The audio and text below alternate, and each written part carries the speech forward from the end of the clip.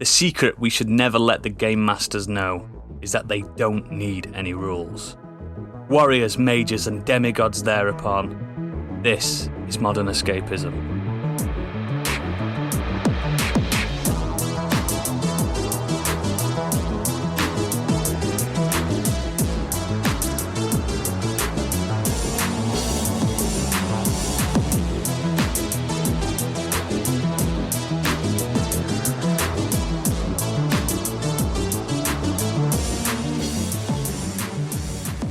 Hello and welcome to Modern Escapism. My name is Oodles, your bard and compere for the evening, and today I am joined by the delectable sellsword Stig. Hello. The paladin of patience Gadget. Hello. And the succubus of sexual desire Biggie. Yeah, baby. We all good, boys? Marvellous. How are you on this late eve? Sore. You've been gymming it all week. I've been to the gym, yeah. Oh, excellent. My body is pain. My body is pain for another reason. Yes, you've been stigging it. Alcohol. And I have my family, so it's a different pain. Hey! Excellent. So without further ado, let's just crack on with what we've been up to this week. We'll start with you, Biggie. You've had a busy old week. I have, but unfortunately I've been watching things that you've recommended, so... Well, not you, but all of you. I've been watching It's Always Sunny in Philadelphia. Yeah. So I'm not going to go on about that, because we've already covered that. I've been watching Invincibles, obviously I've covered that already. So I thought I'd have a very quick rant about how badly X-Files has aged. Oh, dude. Dude, It's you're on the side. cleaving me in twain. I have been watching that, and oh my dear, it's not aging well. I'm sorry, it's really not.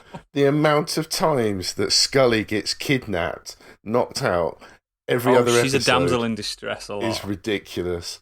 The fact that Mulder, every time he's in a kerfuffle, he just tends to just flop over like a sack of shit without any sort of combat training. The way that he goes round corners, pointing his gun round the corner before the rest of him goes round. And he's disarmed far too many times for an FBI agent. These are special agents, not just agents. Oh, they're very special. Special agents. But yeah, I mean, obviously, yes, there are some good episodes that come up with a good idea, but there are some really bad ones. The Gender Bender, it's really bad. They tried to cancel that one a few times. They should have done. It's not good, especially in this day and age. It almost creates a fear of anyone that's bisexual, transgender. It's certainly just not good. They should pull that one. The Shapes, again, is another one, which had to do with, what would you be calling, the Indians. Yeah. I remember that, yeah. They did cover a little bit about, obviously, how the native Indian Americans were treated. So, I mean, obviously they reference to that, which is really good. But just the fact not enough, though, is it? No. and then it's got werewolves and stuff. What about the classics like Tombs and stuff? Squeeze. Yeah. Excellent. That. You can't fight, and you've got the. Oh my god, I've forgotten the name of the guys that support them as well. The Lone Gunmen. The Lone Gunmen. Yes. Yeah. They're really cool. They're very geeky and all that. Really Did you ever see their spin-off show? Oh, it's bad. No. Oh, it ran for like 8 episodes or something like that. I didn't even make a full Ended season. on a cliffhanger. It was dreadful. Because the thing is, they're good kind of side characters for like Mulder to go into, and they'll spout off some conspiratorial bullshit and whatever. Yeah. But they're not actually characters. Like, you can't put a story around them. No, not at all. And they're funny for the 5-10 minutes that they're in, or interesting, depending on what they're supporting them about. But the thing that riles me more than anything else, and now I'm up to season 3 at this point, is the fact that Scully constantly goes against everything that Mulder suggests, even though every episode ends with something supernatural. She refuses to believe, even though she's seen it. It's just so. But Mulder, have you thought? It's like, no, he's clearly presenting this to you, and he's pretty much never wrong. There's an alien there, and he's going, look, there is an alien there. Look, he's right here, right in front of us, right in front of us. No. I mean, that There must be some other explanation. That kind of character arc slowly disappears for Scully. She becomes the believer eventually. Well, the best part is, and this is not to be too much of a spoiler, but there is a season later on where David Duchovny couldn't be in it for some reason. Yes, and they swap out with the guy who played the T-1000. That's right. Yeah, he plays John Doggett, and it flips out. So he's Turns the around, non-believer, doesn't it? and Scully's the believer. Yeah. And it's a really funny I like change Doggett. when you think back. Yeah, I like Doggett as well. He was pretty good. But yeah, you'd think after maybe give it to the end of season 1, and like Scully would be like, okay, yeah, I've seen some shit. This is fucked up. Yeah. I believe you, Mulder. Explain Victor Toombs to anyone. Yeah, Exactly. Yeah.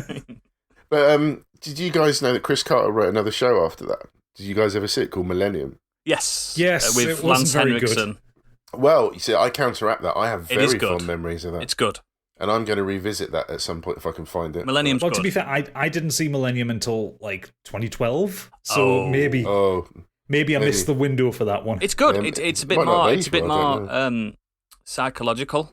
Yeah, it's darker. It is darker. Yeah, and Lance Henriksen. It is Lance Henriksen, isn't it? It is, yeah. He's always fun. Yeah, so I'm going to maybe go and revisit that. I don't know if I'm going to keep pushing through X-Files at this point, but I'm... Do it, mate. There's some absolute strengths. There's some Sometimes great it's really episodes. disappointing watching that. Don't watch the films. Don't bother with those. I like the films, and to I'm be going fair, to season include 5, them. I'm 6, and, including them. like season 5, 6, and 7 are absolute bangers. Oh yeah. It gets really good. It's the first 3 or 4 seasons where it's a bit uneven, where for every like Victor Toombs episode, you get something utter trash. Yeah, you always get the lore episodes as well about like Mulder's sister and stuff. Sometimes they're great, Which sometimes are the least they're not. interesting stories. It is a bad storyline, but it's constantly evolving, and it does. Oh, it and does I eventually must get good. point out, of course, the smoking man who Cigarette smoking is man. intimidating for about the first 2 times he appears, and then after that, he's really trying hard to look more menacing from different angles while smoking a cigarette. Yeah, It's just painful to see him sometimes. Yeah, or the fact that like Mitch Pileggi's character, you never know if he's on the right side or not, but it's just he does 180s all the time. Yeah. So it's not like he has this interesting kind of standoffishness with them where it's just like, could he be on their side? No, one episode he's dead against them, one episode he's completely It's on just their a side. consummate bureau man. That's what it is. It's just it's the job first. I like it. Stick with it. There's some absolute bangers to come, and even the rebooted series is not terrible. The one that they did about a decade ago. It's pretty all right. It never reaches the heights of like 5, 6, 7, but you'll get there, mate. You'll get there. No, that's cool. But yeah, that's me this week. Excellent. Stig, you've been doing, pal, apart from boozing. Oozing, all the boozing. This week I watched a couple of films. I had to VPN these because they aren't out in the UK You were yet. born in the wrong country. Basically, yeah. Yeah, it's really annoying. Like, especially, I basically wanted to watch these because, one, it's the Oscars the Oscars will have been there tonight when we record this, and I kind of wanted to watch a few of them before that happened. And the other one was Mortal Kombat. I just wanted to be part of the conversation and the zeitgeist and everything. So I start on Mortal Kombat, start on the bad and end on the good. Oscar winner? Well, I watched it twice, so It's not good. The trailer makes it look a lot better than it was. It starts really strong. I really like the opening section. It's not too much of a spoiler. It starts with mate, there's barely a story. Don't worry about spoilers. So yeah, it starts with Scorpion and Sub-Zero. People fighting? Hanzo and by hand, and it kind of tells their story of them back in the ancient days and the betrayal and all the killings and everything between them two, and it kind of sets it up from there. But then the rest of it is just really shit. It's really disappointing. I don't know what you were expecting, to be fair, mate. I don't know. I thought the trailer looked really Have you fun. not learned about trailers yet? But it Who's the clearly director? put all the... Oh, God, no. It's his first film. Oh, okay. He's a guy who's known for doing adverts. His second film will probably be Mortal Kombat 2. Well, there you go. He did a good advert Or with the another trailer. So Yeah. I don't know. Kano is great. He's really good fun. Do you think? I think he was the most annoying character. No, I thought it was great. He was trying to do that Ryan Reynolds thing where he's quipping about like modern day things. Yeah, it's Kano, isn't it? That's what he does. If you watch any of the games or thing, he's always been a he's a quipper, but yeah, I didn't. He's always like that. He's like that in the games, isn't he? But I just thought that there's no reason whatsoever to have Cole, the new character. I always thought he was going to be someone like Tremor or someone random. You thought it was going to be Sub-Zero. Yeah, the second Sub-Zero, didn't you? But no, it's completely wrong. But yeah, he's just a character. He's just Cole. Just a character, like who's a really shit fighter, but then obviously becomes really good, and it's just like, and his superpower is he can take a beating. Oh yeah, but that's it. That is basically it. Like, I'm not kidding. So in this, they don't kind of have powers. They train and they develop and they arcana. Yeah, and they unleash the power, and it explains kind of like how Kano gets his laser and how people do this and people do that. But I don't know. I just don't have anything good to say about it. The deaths are kind of cool. I think the choreography is good, and I think, like I said in his Discord, I think it's a solid 3 out of 5. But 2 out of 5, I'd give it it's not terrible. It's just not good. Yeah, like the training section, like they spend way too long on a training section. Like the majority of the fucking film is them training up and trying to find their powers. The theme tune is like, montage is happening. Yeah. It's a montage. Like that was rubbish. Goro is used completely wrong. Raiden's crap. Raiden is crap. A lot of bad acting, as well. Is he as crap as James Remar Raiden though? James Remar is amazing compared. No, I didn't think he was that bad. Does he get a haircut halfway through? Shang Tsung is just not as good at all as was it Carrie Cabal's good. Thingy, I can't remember his second name. Sorry. Cabal's all right, but he's behind a mask, so it's kind of easy to do that. They have someone else do his voice, so it's not like the actor isn't even acting it out. It's someone else doing the voice. But they spend Sub-Zero looks amazing, Scorpion looks great. That's where the money's gone. Looks really good, and then Mylena just put some paint on blood on her face. Yeah, she just looks so pointless. Yeah. And they tried to bring in other characters from games that weren't as successful. They brought the guy with the hammer from Mortal Kombat Armageddon that nobody cared about, and the vamp lady as well with the wings. Yeah, I didn't. When she came into it, I was like, I don't even remember her. She's from Mortal Kombat 4, I think. Yeah, originally. I had to look it up. Yeah, the guy that wants to be Shao Kahn was in it as well. Rico, I think his name is. Rico. Yeah, he's fucking terrible. Yeah, basically it started really well. 80% of the runtime was then crap. And it is literally just exposition fight, isn't it? Yeah, I kind of liked the ending with the last fight, but that was it. So disappointment. I've got zero interest in this at all. I'm not a massive fan of the games, not a fan of the movies. I think that music, the soundtrack for the original movie is probably the only thing you don't hear that in the film, so don't worry. Yeah, there's no Europop techno music. Yeah. Rubbish. I'm guessing I'll get the best experience just watching the opening 7 minutes that they released on YouTube the other day. You're better off just watching it while playing another game. Yeah, it feels like that opening section feels like a completely different film. That's the best bit, right? Yeah, I would much rather just have a film about that. Yeah, Hanzo Asashi and Bihan. Yeah, just a tale about them too. Yeah, absolutely. I've heard that. There was an animated film out, wasn't there, last year, Scorpion's Revenge? Yes. That does a better job of telling the Sub-Zero Scorpion story, so I'm going to actually watch that, because I forgot that it actually come out. There's a comic book series by Dark Horse as well that's really good. Yeah, but I'm going to move on, because I want to talk about this film more than that one. The Father I watched as well this week, and I thought it was absolutely incredible. It's easily the best film I've seen this year. I don't even know what it is. It is stars Anthony Hopkins, Olivia Colman, Mark Gatiss, Imogen Poots, and it tells the story of Anthony Hopkins as a man who refuses to move out of his flat and get the help that he needs because he's clearly got Alzheimer's and dementia. Is The trailer looks really good for this. I really wanted to see this. Yeah, and the way that it depicts his dementia is so well done.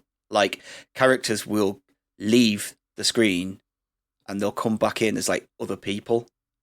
Oh, and wow. And they're talking about like, he's like, she says, "Oh, I'm going to go live in Paris," and then the next minute he comes back and there's Matt Gaetz' character, and he's like, "Who are you?" It's like, "Well, I'm so and so, Anne's husband." It's like, "No, Anne told me she's moving to Paris with her boyfriend," and it's like all this is kind of happening in real time for him, but it's clearly jumping around. Wow. So he's obviously remembering a conversation or a part of something that happened the way years his ago. brain's firing, But the way he's seeing it is this is all happening now, and he just starts to think that people are against him and stuff. And it's so tough and heartbreaking to watch. If you have ever experienced a relative with having dementia, or like one of your elderly grandparents, if you've had like a strong relationship with them, I'd be wary about watching the film, to be honest. If you can stomach your way through it, fine. But I don't have any of that experience. I never grew up with my grandparents because, unfortunately, for me, they all passed away before I was 5. So I don't have any of that kind of relationship that to draw upon. So these things are it's really tough and heartbreaking to watch. But I don't really have that issue when I'm watching these. Yeah, I'll be giving it a wide berth for that reason. Like, I will happily accept if it wins things at the Oscars or that it's an amazing film. But I think it's one of those films that when you've described it to us and when I've read up about it, I was just like, no, thank you, in the best terms possible. Oh, I get it. Yeah. I'm very up for watching that. Fortunately, I don't suffer for anything like that, so I want to appreciate the emotional value of the movie. I've been through that with my grandparents before, and my father's quite ill. So I think it's very important for that film to exist. Yes, I totally agree. And I think if you have, like I said, the way it depicts it is to a point where even as the audience you feel confused and unsure about what's going on purpose. It's trying to put you in his shoes. Like, you're like, hang on, what? Like, that doesn't make sense, and what's going on here? And there's so many layers to it, and I generally think this is the best thing I've ever seen Anthony Hopkins do. And he's pretty fucking solid throughout his career as well. Yeah, his ability to kind of shift his emotional state on the spot in this film is just amazing to see. Like, he will go from being like just normal, just walking around, pottering around, doing his thing, putting the shopping away, and then you just see the way he just starts like second guessing himself. Yeah, he walks over here and he touches his shopping bag, and he's like, it just looks like he doesn't know what's going on, and then he'll go from being really happy to being sad or angry, like just at the drop of a hat, and he just does such an amazing job. Like, Olivia Colman is really great in this as well, but she's great in everything. Yeah, but Anthony Hopkins just blew me away in this, and I mean this with the deepest respect to him as well, but he must be getting on quite a bit himself now. Yeah, I think it's about 84. Something like that. So for him to deliver a performance like that as well, that's quite impressive. The ending is just absolutely killed me. Like, I will say like that like when that finished, I was in tears. Like, just who directed it, mate? 7 minutes or so is just it's just so hard. It was directed by Florian Zeller. First time film. Wow. Wow. So you've had 2 first timers this week. Yeah, one's been absolutely opposite ends of the spectrum. Yeah, opposite ends of the subject matter and scale. Yes. Yeah. So quickly, do you think he'll be up for possibly winning the Oscar? Because I don't actually know who he's up against this year. I would, if he doesn't, then I haven't seen all the other films, so I can't really comment. But the ones I have done, I do think his performance is the better performance. Wow. We can always post a biggie to him anyway. Yeah, can do. He can have one anyway. He's a sir. Yeah, it's true. He didn't win the BAFTA, and usually things like that are kind of a foreshadowing. Yeah. So we'll see. But he's only ever won one. I think there's several that he's been nominated for, and that was for Hannibal Lecter. Yeah. So wow. Well, good luck to Sir Anthony Hopkins then. Honestly, excellent. Thank you for that, mate. Gadget, you've been up to? Well, I feel like I'm going to be dragging the tone down here after that kind of highfalutin Oscars. Oh, wait while you hear mine. Yeah. Well, I'll start off with it. It's not been the most eventful week, but I did play through, after Stig's recommendation last week, I did play through What Remains of Edith Finch. Oh, yes, mate. Holy shit! Why didn't I play that game earlier? I know, that was what I was thinking that's the other week. I was like, why is it taking me so long to play this? It's such a banger. I will say, playing it, I played it on the Series X. Performance was dreadful. Like it is. Like the frame rate was god awful. Yeah, it's really bad. Everyone's been saying it. It's better on PC. Okay, so it's not just me. But yeah, really, really impressive game. Wonderful narrative that was ran through it.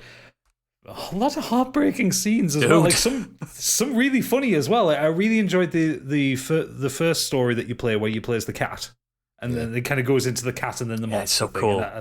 I really like that. And the one that Stig mentioned, which I won't spoil, where you're doing two things at once, I thought that was absolutely marvelously done. Mm-hmm. Like those devs had obviously seen Brothers Tale of Two Sons and like thought, let's do that independent control kind of thing there.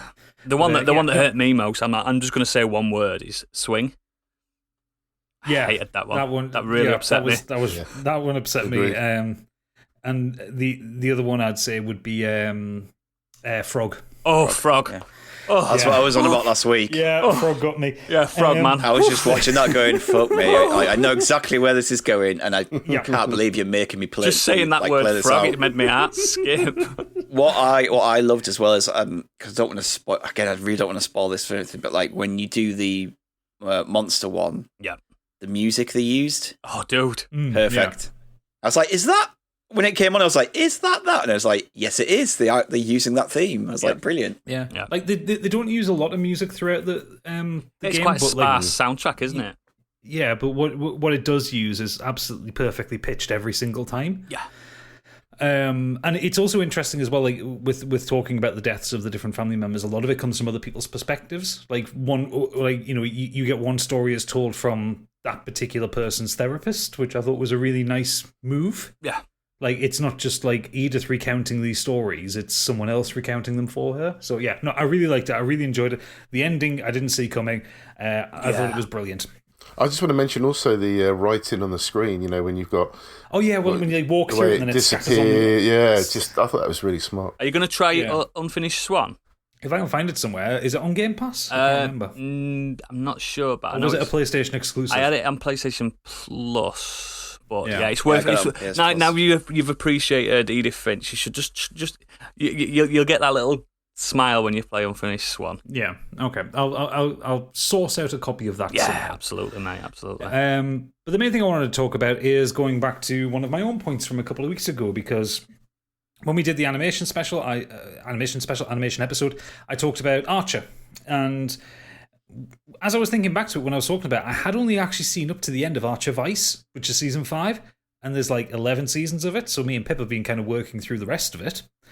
And I wanted to bring up the two theme series that I've seen so far, which is Archer Dreamland and Archer Danger Island. Well, they're like concept series. Yeah, so to give a slight spoiler for the kind of do it. The beginning and end of season 7, Season 7 has Archer and his associates working as private eyes in LA. It starts off with a kind of what the hell happened with Archer floating dead in a swimming pool. Mm. And you think, oh, no, it's going to be a ruse, it's going to be a mix-up thing and all that kind of thing. And you get to the end of the season and say, actually, no, he does get shot several times and is like drowning in a pool. Which then leads to him being in a coma. Which is how Dreamland and Danger Island come out. So Dreamland is Archer's brain in a coma, imagining his life as 1940s private detective in LA. Basically LA noir with a lot more swearing. Yeah. It recasts all the characters as the same characters but in different roles. So Archer himself is the private detective. Mother is a gangster. but referred to as Mother. Cyril Figgis is the chief of police, and he's a bent copper. Pam is gender unknown in this one. I think the character is like cast as a guy, but not. They make a lot of jokes about it. Something else that Pam done as in one of the future episodes you're going to get onto. It's just like yes. So she's working under Cyril. Cheryl becomes Charlotte Vandertunt, billionaire socialite kind of thing. Vandertunt, I love that. Yeah, Vandertunt, yeah. And Ray becomes the band leader, and Lana is a singer at a club called Dreamland.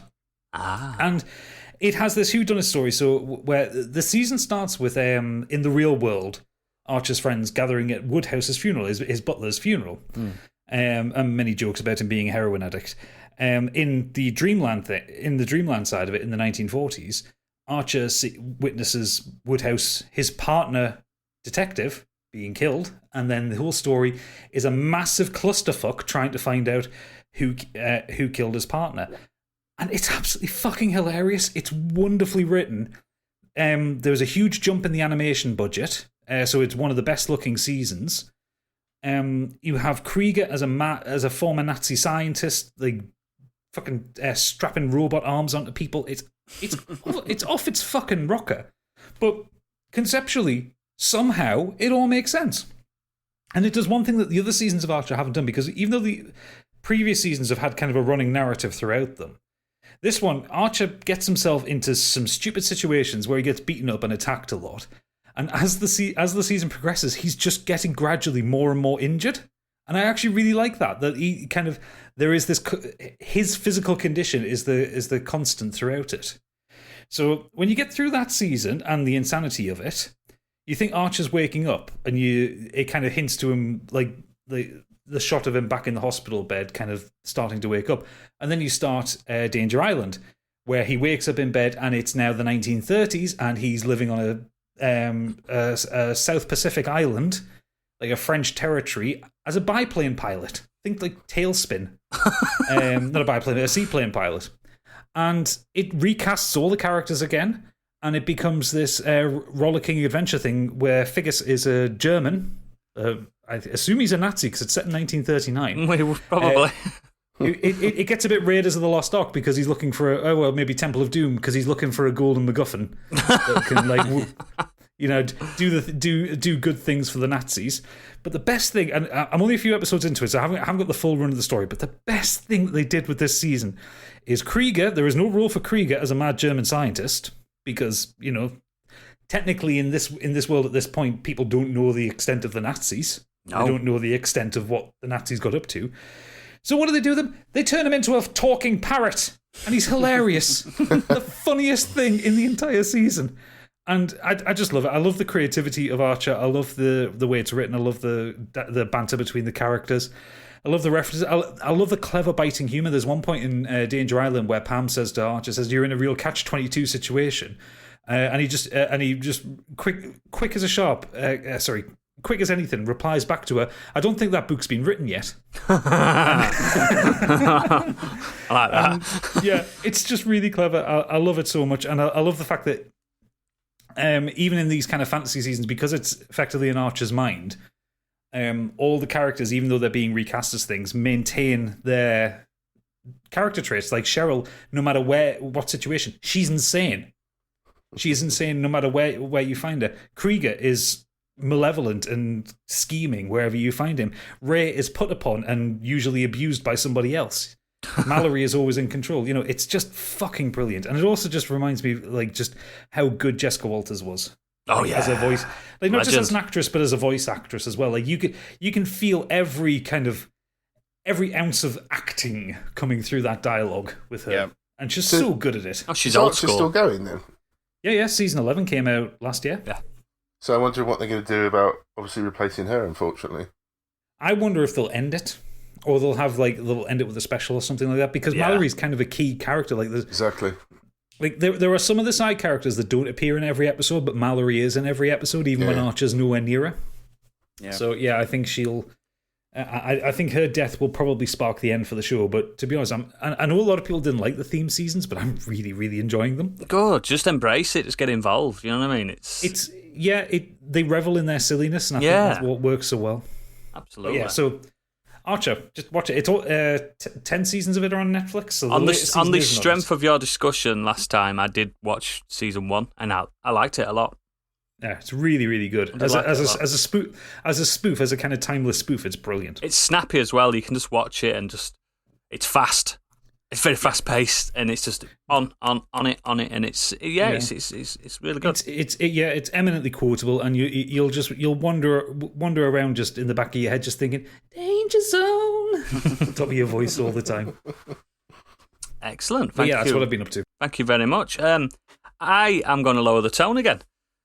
Excellent. I've been watching a season of TV called Genius, season 1.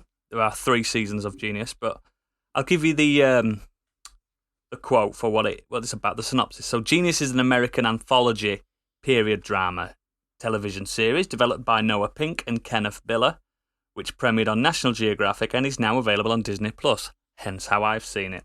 So it stars Jeffrey Rush as Albert Einstein and tells the tale of the genius physicist and mathematician from his early life at Zurich Polytechnic right up until his death in 1955 in New Jersey.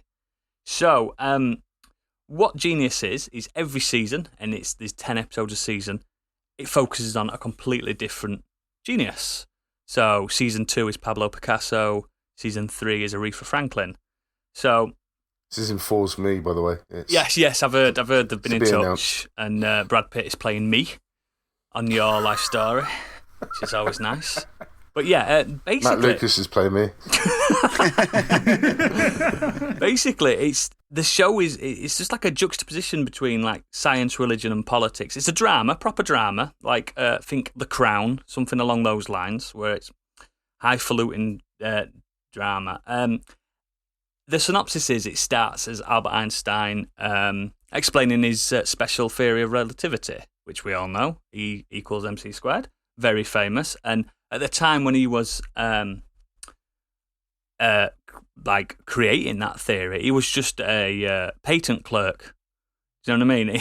He wasn't doing much. He just had a job to try and support his family, and he came up with that, and obviously became a lecturer and a professor.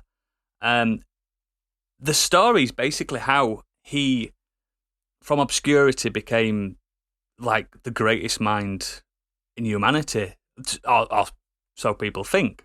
And to the fact that if someone's brainy, you call them a bit of an Einstein, don't you? It's one of those things. It's synonymous with it.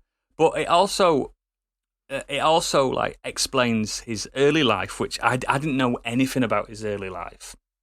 Growing up in Germany, and he went to Italy for a while, and Switzerland and things like that. I mean, if you know anything about history, that was at the time of World War I, and then leading into World War II and the rise of the Nazi Party. So the drama unfolds over 10 episodes with him basically being mocked by most of the scientific members of the Nobel, from the Nobel Peace Prize, the Nobel Committee, like people saying stuff like, this theory of relativity is ridiculous. We've got 200 years worth of science. We've got Isaac Newton's teachings and things like that. Do you know what I mean? And and Einstein's saying, look, this is the reason why, let's say, we revolve around the sun, because of gravity and light and speed and time, and just obsessed with all that. And his life works on the special theory of relativity, which, like I say, he wrote on that essay in 1907, and nobody cared about it until like 1940. So it's one of those things. What I found interesting mainly about this show is the later episodes when he got a bit older, and he moves to America, and as we all know, he helped to create something that destroyed millions of people, thousands of people. And basically it talks about how he didn't do that, because, I mean, historically he didn't. He just basically showed them how they could do that. Rather than, he didn't specifically screw in the screws on a atom bomb. Do you know what I mean? No, he was the equivalent of a consultant for the Manhattan Project. And then it talks about his nuclear proliferation theories and how he believed that nobody should have that power, just because you've got that power. Like for instance, everyone can light a match. It doesn't mean you're going to burn every house down. Do you know what I mean? That kind of thing. and it's really clever. There's a nice play on his ongoing war with J. Edgar Hoover, the director of the FBI. They didn't get on. Famously didn't like communists and Jews, and he suspected Albert Einstein, and everyone has in history suspected Albert Einstein being a famous communist. But this drama goes into was he, wasn't he type thing, and does it really matter? Because genius is just genius, isn't it? He wasn't there to give his political ideals. It was science for the betterment of humanity type thing. Yes, I thought you said you were lowering the tone here. I talked about a cartoon with functional alcoholics shooting the shit out of each other, and you're talking about Albert fucking Einstein in a highfalutin period drama. It's just he hasn't got to my life story yet. That's why it's just really good. I mean, the lowering tone aspects come from the fact that it's HBO style drama, even though it's National Geographic. So Einstein is known to be a top shagger, and he did a lot of top shagging. There you go. Here we go. Is there like a top trumps set? So this is the real thing we wanted to know. Yeah, Trump's at the bottom of the So deck. throughout his life, as much as he loved science, he also loved the ladies. He's been married twice, and he had over 200 mistresses in his lifetime. Up until his death, he was still a top shagger. And there's quite a bit of that in the show, which may have or may not have held my attention throughout. There we go. There it is, right there. But it's just really good. And like, I was looking at the reviews. You know, when you go on IMDb when you're watching something and you're getting into it, and it's one of the most split reviews I've ever seen. Like on IMDb, it's got an 83%, but there's so many 1-star reviews from what I can only assume to be people that don't believe in his methods and things like that. It's quite politically charged, these 1-star reviews, Right. and it just made me fall down this rabbit hole of Einstein and stuff like that. And it's on Disney Plus. There's a lot into it that, I mean, it's hard to say. The spoiler, I could spoil it for you, but this man was real and he's well documented about what he's done. And guess what? He's dead. Do you know what I mean? My favourite fact about Einstein is that when he was dying in hospital, the only nurse that was ever attending him couldn't speak German, Yes. so no one knows what his last words were. Yes, because he died of an ulcer from when he was younger that split up, that obviously erupted when he were older, and he did a stress-induced type ulcer, one of those kind of situations. And he was told a year before his death, you'll survive to be a very, very old man if you quit smoking, chocolate, and shagging. And he said, forget that. Forget that. Like, he didn't drink a drop of alcohol his whole life, but he loved his pipe and his women. So yeah, absolute props to Einstein, and I pour one out to the man. Absolute legend. You're a legend. Not anything to do with discovering the theory of relativity. Just the fact. Well, it's still technically a theory, which No, fuck off! Stop with that bullshit. I'm just saying it's a theory. No one's ever said it's fact, but I believe it. Don't get me wrong. Don't get me wrong. I'm all for it. But you're all for it. You're all for relativity. Yeah, I am. Yeah, but yeah, it's just really if the drama does do some really cool, like, explaining the science bits. It does some really good graphics and stuff. It came out in like 2017, but like it's been renewed obviously now, and the Aretha Franklin one on season 3. I'm looking forward to that. I've started the Pablo. That's a really interesting choice. I mean, I think she's amazing. She's a genius, mate. She's a genius. What an interesting choice to have her in there. I've started the Pablo Picasso season 2.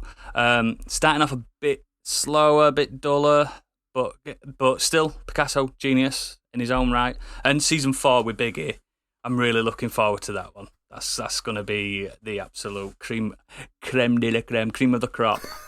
So, yeah, that's what I've been doing. And I've also, really quickly, before we run away, I started playing Recore today. Have you heard of this game? No. Yeah. It's a game that I didn't know existed until this morning, and I've started playing it, and I've played about 7 hours of it, and it's incredible. Fantastic. I love it. I'm not going to explain to it too much until I've finished it, but yeah, play Rico while you're waiting. So, Biggie, take it away. Heroes rise, heroes fall. We see them standing on the front line, standing tall. They're risking life and limb to answer the call. But what are they fighting for? Well, to answer that question, welcome our first ever guest from the superb Dungeons & Dragons campaign podcast, Dungeon Dads, with Thom Blaylock. It's good to see you guys. John Watson. Hello. And Tim Carr. Hello, hello. Heroes rise, heroes fall. I see them on the front line, standing tall. They're risking life and limb to answer the call. But what they fighting for? Don't know, don't care. Just along for the ride, but everyone must stand. I'ma make sure I'm gonna win inside. Hello, hello. Hello. Hey, everybody. Thanks that for was Thank awesome. you so much for having us. Yeah. Excellent. Thank you. What I'm going to do now, guys, is I'm going to pass the baton to Gadget as the super duper fangirl. And Exactly. he's going to basically take proceedings from now on. Okay? So I'm going to step back and enjoy. Sounds great. Yes. Over to you. Okay, so full disclosure coming up, and I follow you guys I've followed you guys from I think nearly the beginning, and I support you on Patreon. So this is entirely biased. We just have to get that out up front. I love the Dungeon Dads podcast, and I've been talking it up for a couple of months now on Modern Escapism. But for those who haven't been listening to me, because I'm a gobshite and people don't often listen to me, can one of you describe what your podcast is about? I don't think any of us can describe what our podcast is. Tim, yeah. So we have this.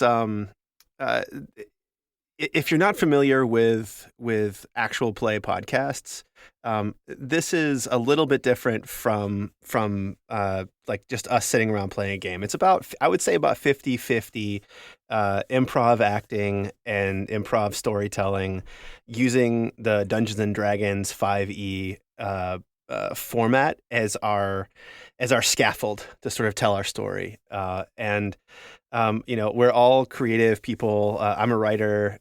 John's an actor. Tim is a director. Sam is a director. Everybody works in those fields, and we're just really good friends. And so we started playing 4 years ago. Geez, it's a long time ago. Yeah, it's a while ago. Gotta add the COVID year too, which is Right? Good grief. Yeah, Which counts as 10 years. Yeah. we all live so far apart that we initially tried to get together, like, let's have a drink on a Sunday night and talk. And and that didn't. We're such dudes that we just couldn't do it. We couldn't bring ourselves to not have a reason to be showing up. And so we started doing this. I think I played when I was in my teens. Sam played a little bit when he was in his teens. John read all the books when he was a kid because he didn't have any friends to play with him. Poor John. Sorry. Correct me if I'm wrong, John. I mean, look, I love this guy. It just wasn't a popular thing down here. It just wasn't very popular, so I had to learn how to do other things. But yes, I learned the lore as much as I could. And Tim, you never really played before, right? You were a WoW guy and a. I dabbled in Robotech in late elementary school, which was it's kind of the sci-fi equivalent. Though I don't think we actually ever played. I think it just got to designing characters and trying to draw mechs when I was in 5th and 6th grade. That's exactly what I was like. Yeah, how many missiles can I put on this rack on his shoulder? Never played a campaign. Just was obsessed with the mechs. Yeah, exactly. Yeah. That's Well, I awesome. think I may be the oldest person here. I'm 47, and it's the first time I've ever done it. It was with Gadget the other. Yeah, so Thom, I don't know if you listened to. They did. I did a 2-part. Yeah, it's awesome. So all these guys know Dungeons and Dragons, and hopefully all the listeners have some experience with what Dungeons and Dragons is and how it goes. And I did want to commend you guys on your sort of commitment to it and your ability to jump in and make Can it I just work say as well, considering it might have been first a time. two-parter to you guys, but it weren't a two-parter to us. Well, no, We did it I in mean, one shot. no, it was a good one shot, and I think it was a About good decision. 5 hours. Yeah, sounds about right. And that is testament to Gadget's writing and the effort from And we were the rest drunk. of us because we were up for it because we knew it was Gadget's little baby. He was really wanted to push it for us, and I was a little bit dubious myself just because I never played it before. I played RPGs in my gaming, but this was just something slightly out of my depth, And he gently held our hand as best as he could, and I shook think us. He did a great job. Yeah. Well, so I was like full on into like as soon as Biggie was saying, I was like, I don't really know what to do or how we do this. And it's like, okay, when we went through rolling out our characters and what our character's going to be, and he said, right, come up with a backstory and how they look, and then it's like, yeah, I'm fully in now, trying to. You acted perfectly as well, Stig. You were really into the role. Stig, you man. were the halfling. You were the halfling, right? You were the No, the that's bard? me. No, that was him. Oodles was the half. Oodles. I just gotta say, man. I can see it in the picture now. I can see it now too. Now that I've seen your face, I was like, oh Yeah, yeah. I've shaved my beard off, so it's bad luck at the moment. He's now half a half. Yeah. the bard, man, that when you were critting on that with using your rapier against that minotaur, Dude, and I I was know. like, this is exactly the dynamic that was forming there is exactly our our game. I can't believe it was happening. All the way through, they were saying, like, oh, you've picked a halfling, you're a bard, you're going to be the worst character fight. And I'm We there did just not say fucking that. stabbing him in the knees. I'm I'm supposed kicking to be ass. Jackie Chan. I can hit. It's a mean, isn't crazy. that- It's a crazy game. Yeah. Oh, Like, I love it. It's really I remember good. the first time I played, like I was playing this like rogue assassin character, and Tom's like, these skeletal warriors pop up, and I'm like, yeah, and I flip in and I start stabbing, and Tom's like, well, you can't do that. I'm like, why not? He's like, well, you just used your one attack, and I got another one, and I'm gonna do it. And he's like, no, Yeah. that's not how. I was like, Forget these okay. rules. Yeah. I'm like, why is my rogue so terrible? And then the bard is so awesome. Why? Always be the bard. Yeah. Yeah, if anything I've learned from Dungeons and Dragons is bards are wildly overpowered. It kind of brings on to the next one's like, so can you, because everyone approaches D&D differently. Absolutely. Like, for instance, I've mentioned on the podcast before that I also listen to Dungeons and Daddies, just to make my life even more confusing with my subjects. Yeah, you've confused me with it as well. Yeah, and like their podcast is great. It's very funny, but it's barely D&D. It's more it is improv barely- comedy than anything. Yeah, And I'm caught up on that occasionally one. Occasionally their DM will ask them to roll something, but it's mostly them just being funny. Whereas with Dungeon Dads, you guys are Oh, there's role playing there. you're much closer to the rules, but there is actually a lot of quite heavy role playing as well alongside the funny stuff.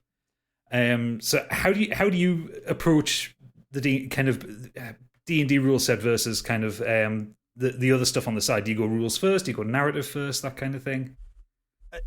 So for the main campaign, I'm the DM, and it's Thom, and I spent so much time preparing for the very first time we played. So not for the podcast, but the game that John was talking about, where he like tried to flip into the middle of a bunch of skeletons, and he was like, "I'm going to do this," and it was sort of like that Key and Peele skit where the guy comes in, he's like, "I'm going to be a giant." Oh, I love Where's the that. Alizé at? Like, I love it. like it was a little bit like that, Yeah. But I spent so much time reading the player's handbook and the Dungeon Master's Guide, and I was like, this is so dorky, and I don't want my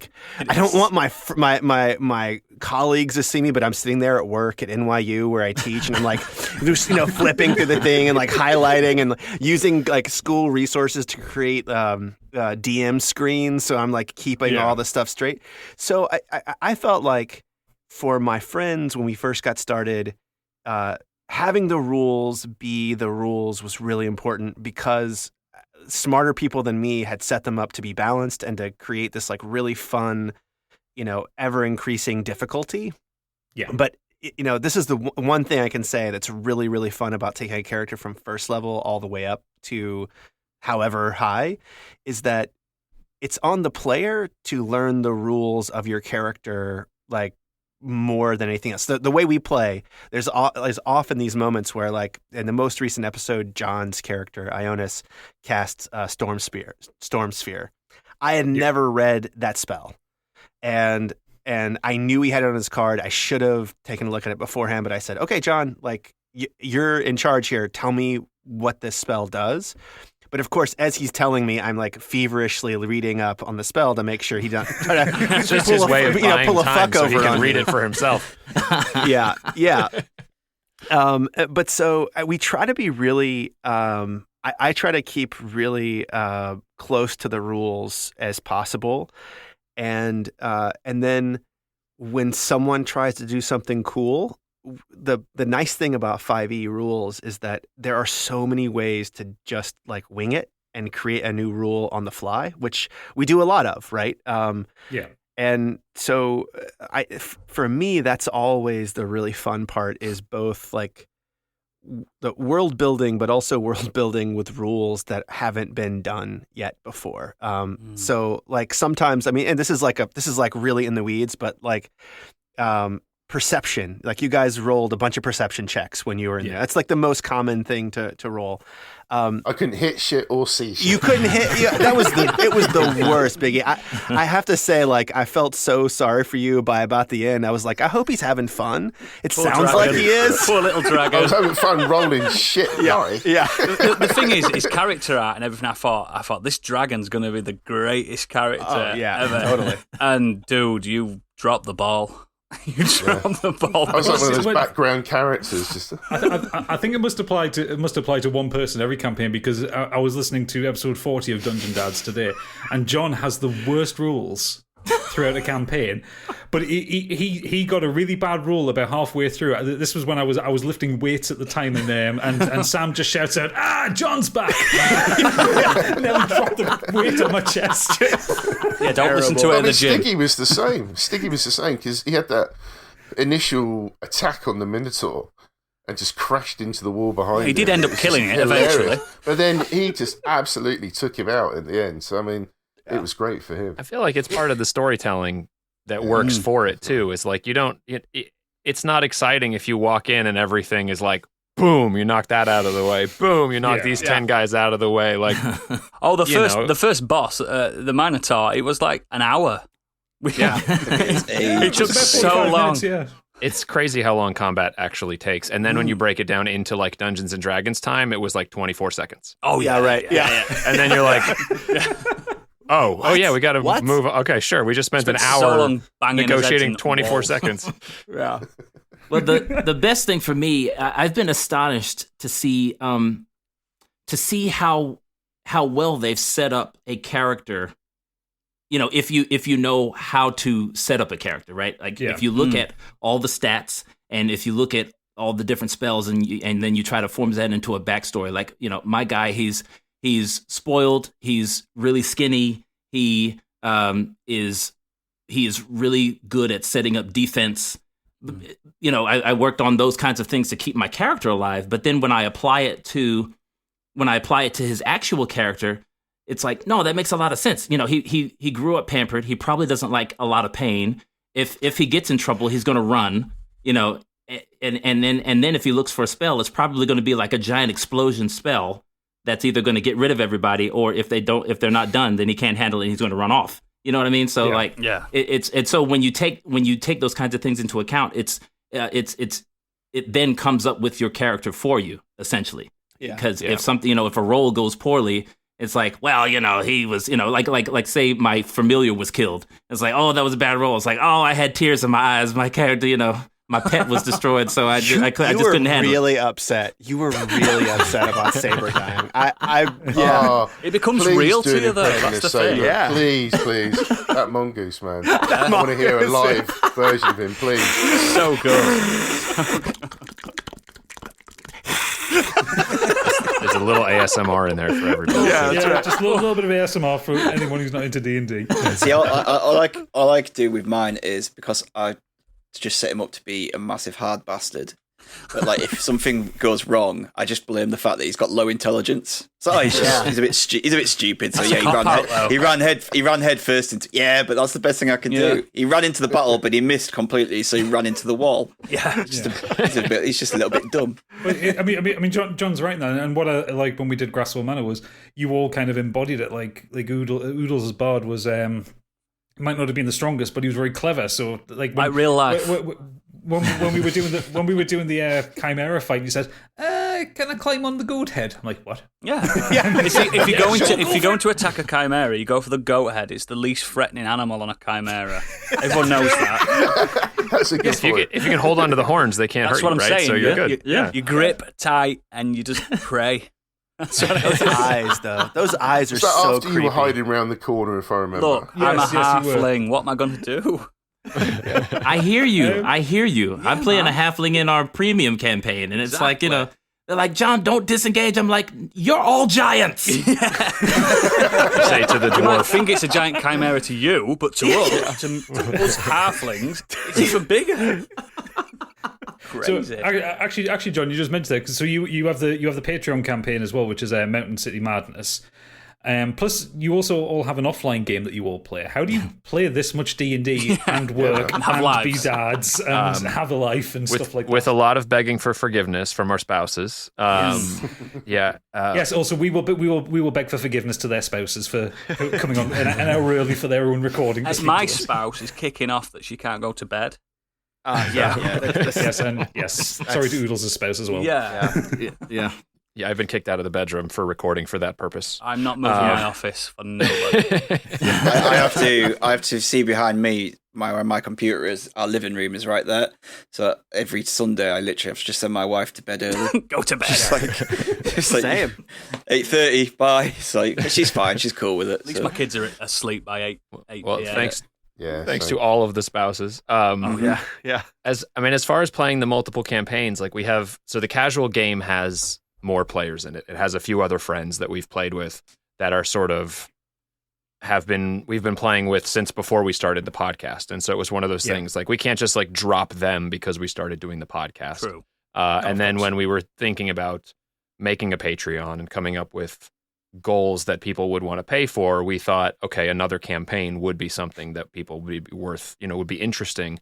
And Sam, who couldn't make it tonight, is the DM for that one, and he took a very different tack on how that campaign plays and feels compared to our main campaign, right? Our main campaign is a lot of stuff in the woods. We're trying to save a valley. We're, It's going epic. between disputed territory. It's very epic in the scale of things. And then the Mountain City Mayhem, Sam's campaign, is urban.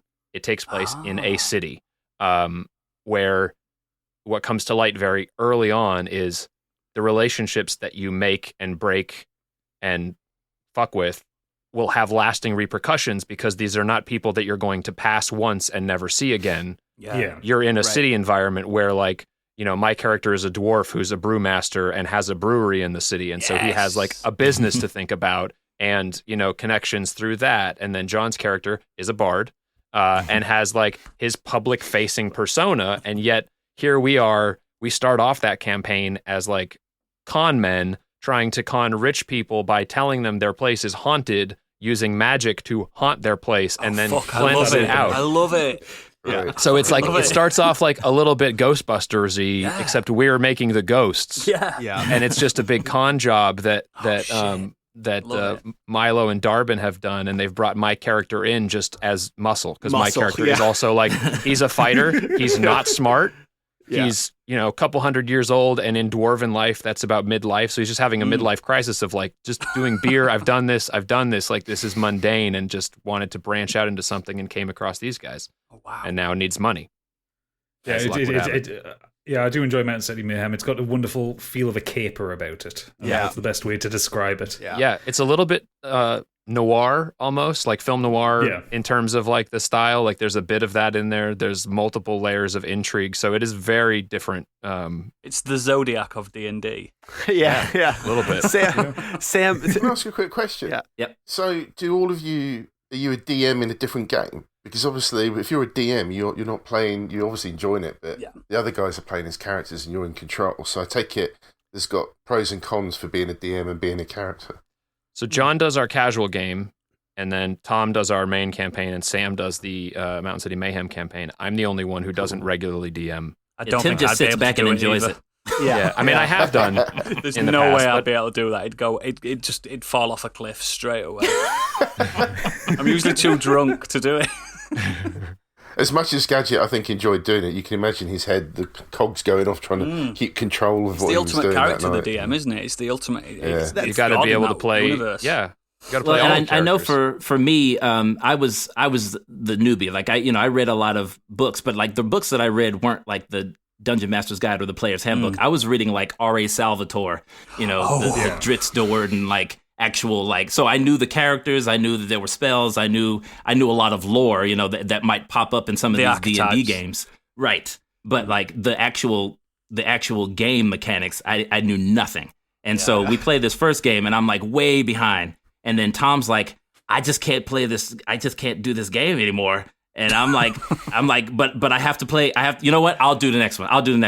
And so for me, it helped me to catch up with everybody else that much faster. Because then I had to read the DM guide, and I had to, really know a lot more about how the game is played. And I just instead of making up my own story, I just grabbed Tyranny of Dragons, I think, or maybe it's that's the combo. The Horde of the Dragon Queen and Rise of Tiamat.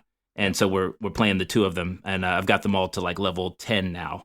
The DM guides that I've seen, they seem to be bigger than the players' handbooks and things like that. They seem to be tomes.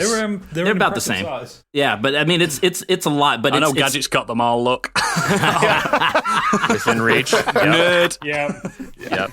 well, Absolutely, yeah. the best Had part Tasha's about delivered those. this week. Yo, gosh, man, awesome! Tasha's is great.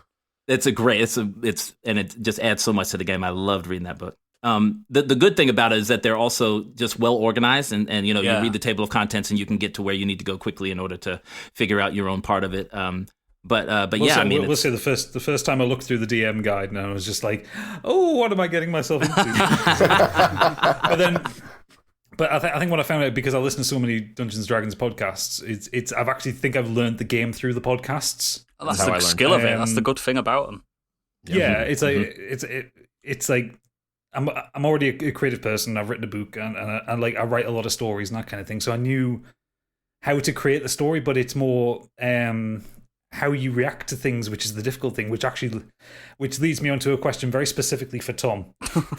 How often are your best laid plans ruined by the others, and how often do you dream of bloody revenge? Oh man, so I think I play up a little bit more of the bloody revenge when we're playing than I really feel, because I actually love watching their minds work and watching them get through the various things I throw in their way, right? So, but there's occasionally I'll have, I prepare scenes, and so in our game, I'll my prep is like a character, a scene, general idea of a battle, right? So I have it ready, and it might be like, if you listen to our campaign, that like the Durgers, the underground dwarves, feature heavily in the early parts of the game. There was a fight that I had created that I thought would be really fun, that could have worked for the Durgers. It could have worked for a group of halflings that were up to no good, that they never came across, for instance. And it could have worked for this group of bardic travelers who I really wanted to keep in the game, and then they became the Horonay brothers later on. So I have these fights, these scenes that are ready, and every once in a while, Gadget, I have a scene that I'm just like, this is going to be fucking amazing. And I don't have any alternative for it to work other than the one way. And I'll build up to it, and I'm like, here it comes. Like, it's going to happen right now. And then these assholes are like, nah, I don't think I want to do that. And that does kind of hurt a little bit. Like, we made a really big deal about the Goblin Market. That really does. I really had a big, awesome 2-episode arc in mind for the Goblin Market. They skipped it, and then they started apologizing for it offline afterwards. I'm like, no, fuck you guys. You're not ever getting the Goblin Market.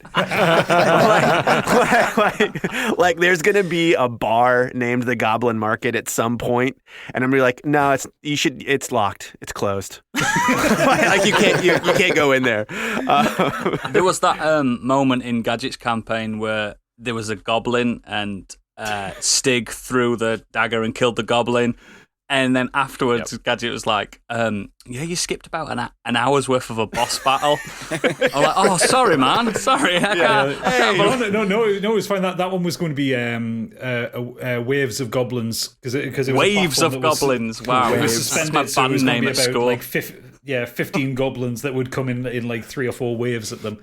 And I thought, but we were already running on. We were already about 2 hours at that point. So I just Dude, we were about 5 hours at that point. No, but when we reached that point in the game, like, and I just thought, I'll just say, Stig, you might want to do something here because he was coming up first. I was just like, let's give them an out. But, it worked. It paid off. Yeah, we wasted an hour at the tavern before we actually responded to your first setup. I know. This happens in Dungeons and Dragons. This is when you need to roleplay. Oh! Yeah, there's a moment again in episode 40 of Dungeon Dads where you can hear Tom's heartbreak because Sam just does something that completely breaks the game and breaks up the setup that Tom's got for the future. Yeah, and you're just like, but you can hear Tom's impressed with it. John is astounded by it. Tim's giggling at it, but then Tom just about 5 minutes later, Tom says, "Oh, you fucker!" Yeah. That was really. I mean, I didn't. This is one of those situations, Gadget, where the rules as written make it so that these guys can do things that I absolutely wasn't planning on, right? And I mean, I don't want to ruin anything for anybody, but like, Sam pulls out some bullshit, which is a plot hook from like episode 8 that like I forgot about. It was still in his mind. Yeah, that he skipped it before. Like he was like, no, I'm not doing that. That doesn't fit my character. And at the time, his character didn't really exist because, I asked my guys to like come up with backstories and everything too, and John wrote like 13 pages. Tim had a couple of sisters named, he had a couple of things in there. And Sam was like, I'm a recluse. I'm out on the mountain. I used to be really high level cleric, but now I'm just like out there. Yeah. I'm like, God damn it. Like, well, okay. So like every bit of character building that happened with Abel happened in the moment. And so I'm like, no, what do you mean that's not in your character? Just do this thing. I'm asking you nicely. Do it. And he's like, nope. I mean, it pays off. It does. It pays off really well. Excellent listening, but I felt for you there, Tom, when that happened. Abel is a pure renegade. It's incredible to listen to. Yeah. What would you say is just off the top of your heads, each of yours like favorite moment that's happened in the campaign? Like either something that's kind of like high drama or something ridiculously silly. So something where you sit back and think, yeah, I really enjoy playing fucking D&D. Well, I mean, this is a little bit of a tough one because I felt like I was sort of there, even though I think I come in and out of it as it was happening. But I think it was episode 17 where Filnir is talking with Heinrich and sort of seeing Heinrich's memory of his, the murder of the docent, like the thing that the catalyst for Filnir's journey into being an adventurer, right? And like seeing that whole moment, like that was something that for me, I was particularly proud of because I was like feeling it as it was happening, but also just like, it was a thought that had occurred to me like a couple episodes earlier of like, what if this is all just been like memento, right? Like he's just remembering it wrong, like the vision has not been told, like he's been told a story by this spirit that's following him around. And this is, the other vision of it, So, I still loved playing that moment and I still come back to that moment sometimes of just, figuring out what happened. And I'm not sure we even have a conclusive answer at this point, 23 episodes later. Keep it elusive though. Keep that mystery. Yeah, it's fun. Yeah, and then there's just been the fun ones of like throwing a dark bubble of tentacles and taking out like 20 soldiers in one go. I mean, that was a lot of fun too. And just like the little flourishes on like watching Abel do an awesome backflip down the thing and then Filnir doing an even better one, but nobody's looking and he's just like, let's go. Like I was like, those are just fun moments for me. Yeah. I have a hard time with that question just because I have these great moments in mind, but they're like purely, superficial or whatever. Like mine was definitely episode 23 when I have a bard and a wizard, coming down on me, and Jonas is just like fireballs and death everywhere, and I'm able to, but like for me, if I'm given a really tough encounter and I'm able to get through it, for me it's special because I really sucked at this game. so when I go back to it, I'm like, I did something. I was good there. Like that stuff. that stuff is really great for me. And then absolutely, it's those moments where Thom just renders us speechless, like episode 35, where I'm just trying to like figure out where he's even going with it, and he's that like, story from Mr. Percy was so good. Man, he's just dropping bombs, and I'm just like trying and like off the cuff. it was rough because I was my character for a minute, and I'm like over here, and Tim and Sam are staring at me, and I'm like on the verge of tears, and my eyes are closed, and I'm just and then the episode's over, and I'm just like, what the fuck is this game? For the context for that one, because you guys should check out episode 35. But yeah, what happens is Mr. Percy is Ionis's manservant or butler. Manservant. His kind of his body man, just in general. Yeah. Ionis has this idea of what his privileged childhood was like. And off the cuff, Thom, who was voicing Mr. Percy at the time, relays this most tragic backstory with no preparation, just completely off the top of his head. And it's the most compelling thing I've ever heard. And I was still doing the dishes at the time, and I stopped. And he didn't get an Emmy. My hands had stopped. He didn't get an Emmy. We'll have to send him a biggie. But honestly, it's one of the most incredible things I've ever heard, and it's all completely improvised. And Thom finishes the bit of dialogue, and the rest of them are like silent for a second because no one knows what to say. It's brilliant. It was so good. Brilliant stuff. So good. What about you, Thom? What's your favorite moment? It's episode 13, and it is, they have just killed the Horney brothers, and they're returning the like golden treasure to Lakenhearth, which is based on Lakenheath, which maybe you guys have been to. I don't know. Yeah. And so they're writing out, and all three of them are like giving John's character ideas of how to be the most badass he can be as he like approaches the town, and he like levitates himself, and he's holding this like their shield, idol. right? It's the shield. It's a shield, but it's like their town symbol. Their town symbol. That's like their relic, basically, that they have.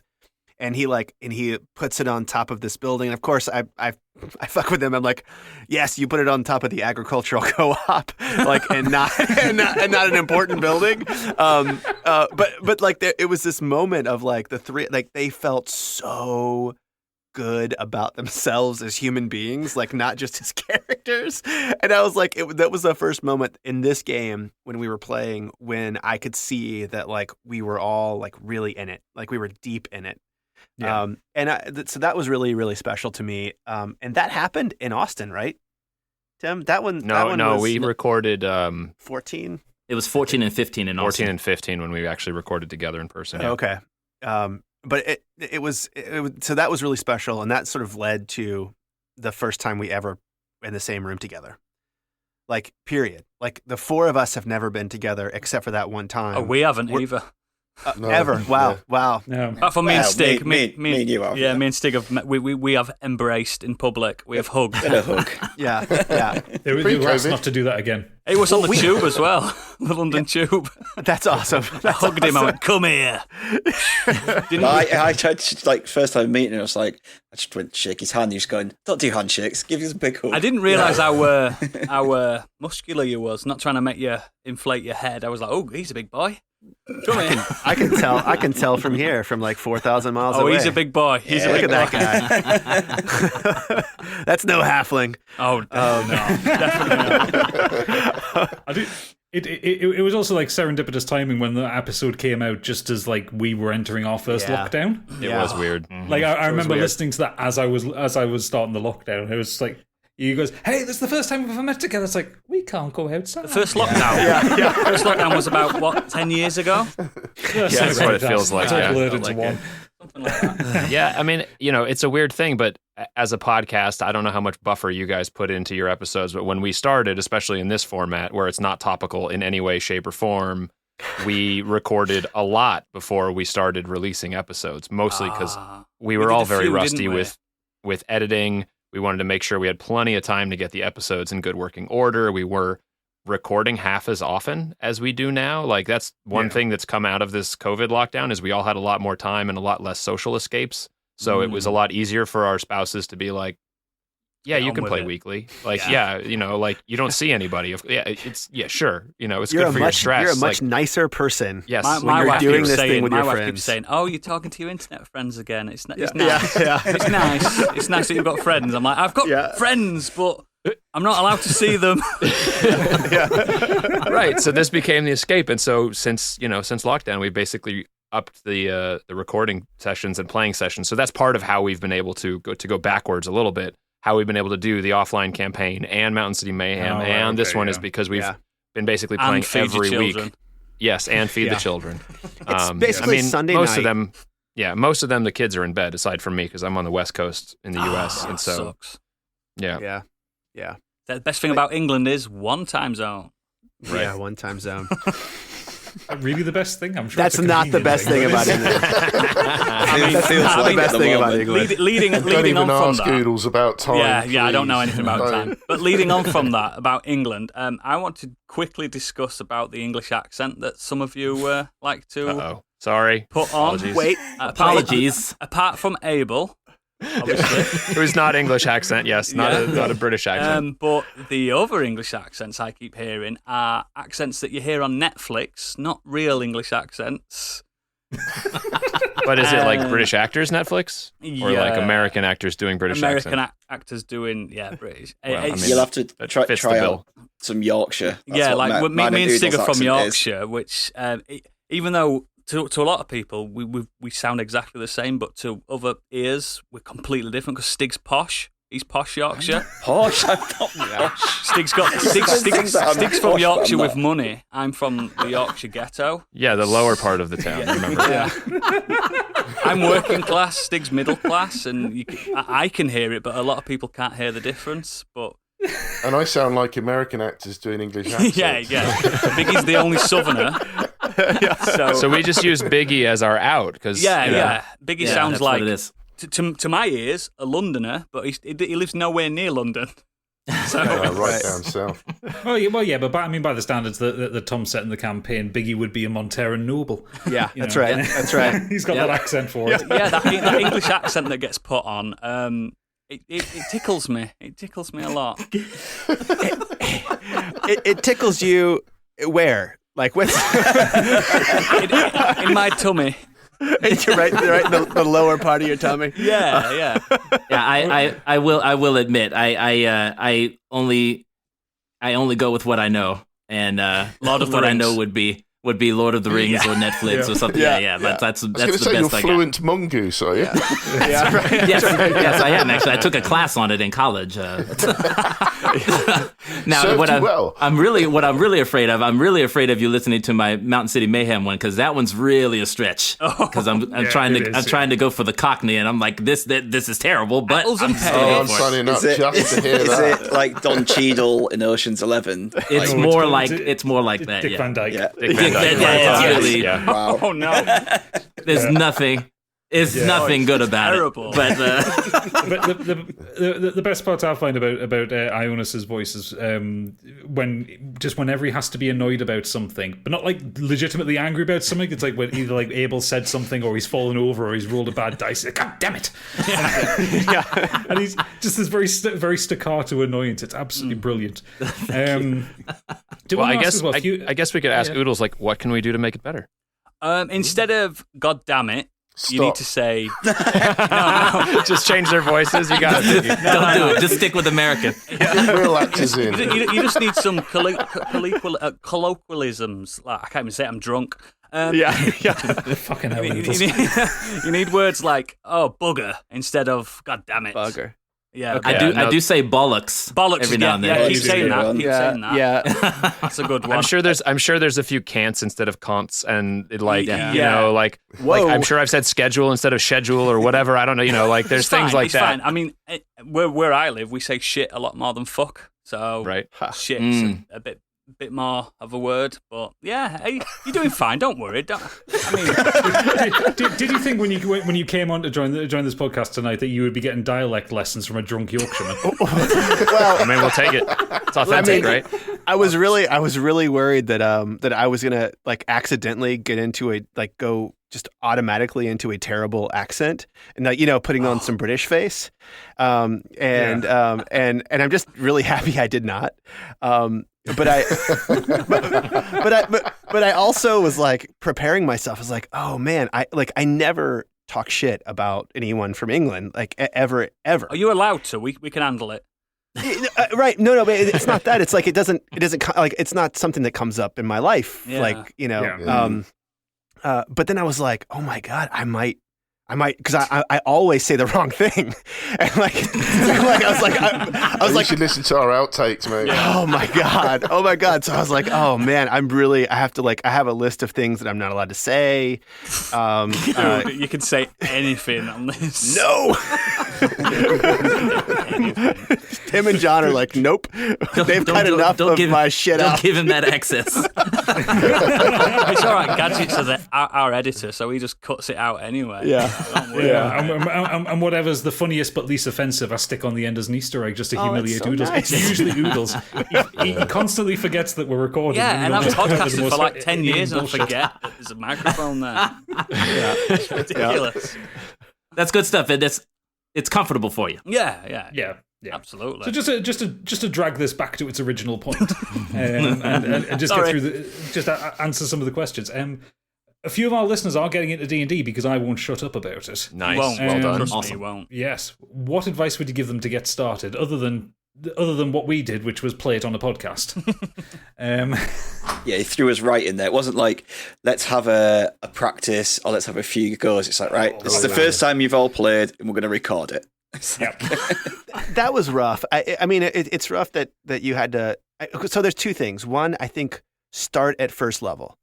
So you guys started at level 12 or level 10. 13? 10. It was Okay. 10. Yeah. So that the inclination is like, I want you to be a little bit like a badass. I want you to have like some toys that are like works. badass toys. And I started level 10 but rolled like a level 1. yeah, well, the really awesome thing if you're just getting started is to actually like feel the progression. And like when you start off as a level 1 bard, just for instance, you get 8 hit points. You're going up against skeletons and like really low level guys who, if they hit you, they do 1d8 plus 2. So they can kill you with 1 hit. And everything in the world can kill you with 1 hit. Everything you do can kill you with 1 hit. And there's this it's like really like incredible feeling of progression when you get to like 16 hit points. Like, I can take another hit. Yeah, when you naturally hit Like, level 3. you know. You're like, yeah. Oh, I've really fucked up here. Yeah, like, or like one really fucked up hit, which always happens, right? But yeah, so like, and then when you get to 5th level and you're a wizard and you get that fireball, you know, and you're like, and it's suddenly you can kill like 50 skeletons with one 6-second turn, you know, and you do feel like a badass. We are considerably lacking a wizard. Yes. I guess it's like that. It's very similar to how when you play a video game, that's when you level that up as well. Like recently I was playing Valheim, and at the start of it, you are running away from the little shits that come out of the wood. Yeah. And everything is, anything that touches you, you're like, oh, I've got to run away, especially the trolls, massive. And eventually, Like real life. you are literally just so overpowered with the best weapons. You can just you go up to a troll and you're just like, you just get out of my way. It's like, you're in the inconvenience now, just go away. Like, Yeah, so that's the one thing. And then the other thing about that is that if you start off at level 1, you can learn everything you can do in about 15 minutes. Right? So like, okay, I've got a rapier. All right, I can roll a d20 and I can add 2 to it to hit somebody. You're a bard. I mean, just for instance, bard, you get a bonus action. You can like throw out an inspiration. Yeah. Just not a whole lot you can do with it. You've got, so you've got your things and they're really, really scaled back and it's really, really, really, really simple. And then as you get more into it, which happens like as you play, I have not known anybody who started playing this game and it said, kind of stupid. Like I'm sure they're out there. But like there'll be one or two people, yeah. Yeah. But like it's definitely one of those things where it's such a social event. It's just so fun, and you're also doing this like progressive building up of a character. I mean, character building, storytelling. It's so great. If you're the kind of person who likes that sort of thing, it's like it's perfect for you. And so like that progression that happens with your friends over the course of years, sometimes, right? I mean, like our offline campaign we're in year 4 of that campaign. And so like, we have memories of like the time Baudolino cast invisibility and like ran away from his friends while they got beaten up and eaten by shape changers. That's Tom's character, by the way. That was my character. Yeah, that's right. Wow. And so we more remembered as Thom casting invisibility on himself and hiding like a piece of shit. I've done that. As we all remembered. Why not? But so like those things, like you get to know your friends really well because you get to see how what's cool to build for them. Like what's a cool character? Like what do they find interesting? Like I never thought in a million years, for instance, John would like a wizard. And then like he's so into it and he's like texting me, hey, I really need to find a scroll for Scorching Ray. And I'm like, I got you covered. And next episode you find a scroll of Skywrite. You son of a.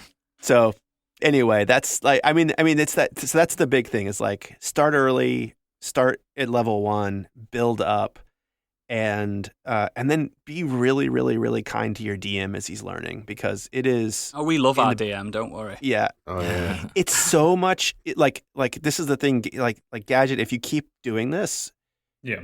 it gets so much easier to prep for a game because you get a better sense of like what you need to have prepared and what you don't need to have prepared, right? Like you need to have characters prepared in your mind. You don't need to have a dungeon prepared. You don't need to have every chest and what's inside of it, right? Yeah. Like those kind of things you learn as you go, like what you actually need. And it's a you lot. can roll for that stuff. Yeah. Yeah. Well, funny that you brought up us continuing this because we're going to use this opportunity to announce something here to everybody. With you guys on. Tell us. Oh my Announcements. Yes. We're quitting. Yeah. This is the final episode of Modern Escapism. No, we're about to become strong competition for you because we're setting up a side pod with a D&D campaign. With real British accents. Hey. Oh, I love it. That's awesome. There'll be 4 of us in the field, I tell you. Yeah, absolutely.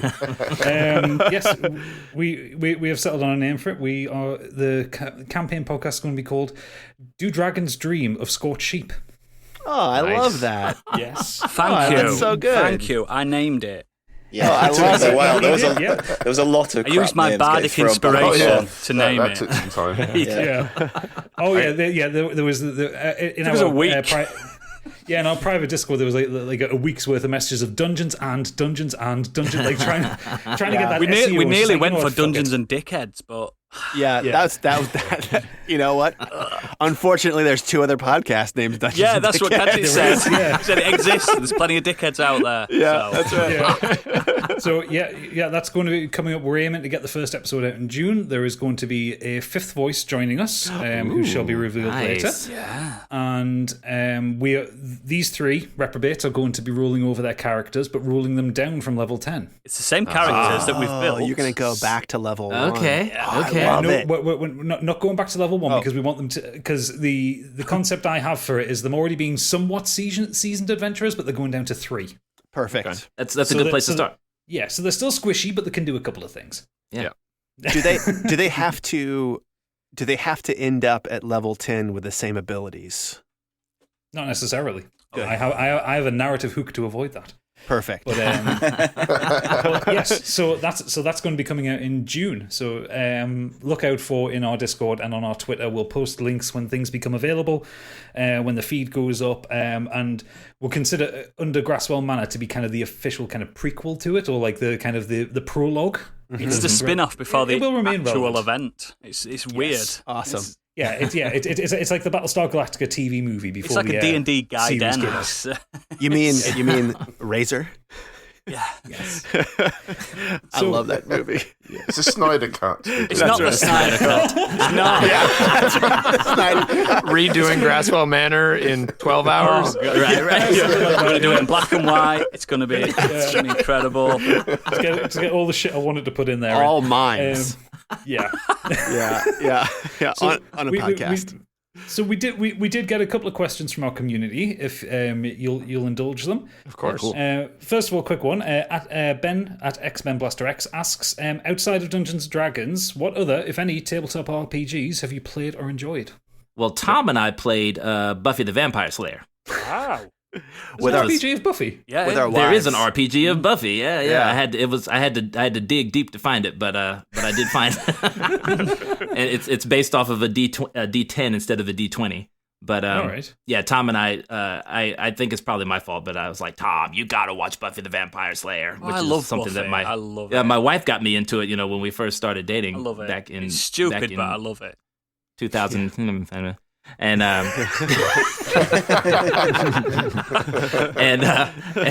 Thom and I lived in New York as well while Thom was up. Thom's still up there. But while we were up there, Amanda and I were like, but you've got to watch Buffy. And so they got into it, and then they really loved it. And so we got together with him and his wife, and we played a little bit, and it was fun. Wow. Buffy. Yeah. It was cool. weird. Guys, I'm rolling Spike, and no one else is being Spike. I'm being Spike. Yeah, if you can find it, Oodles, if you can find the rule book on it, it's hilarious the way they write it and everything. I was awesome. Spike Oh, wow.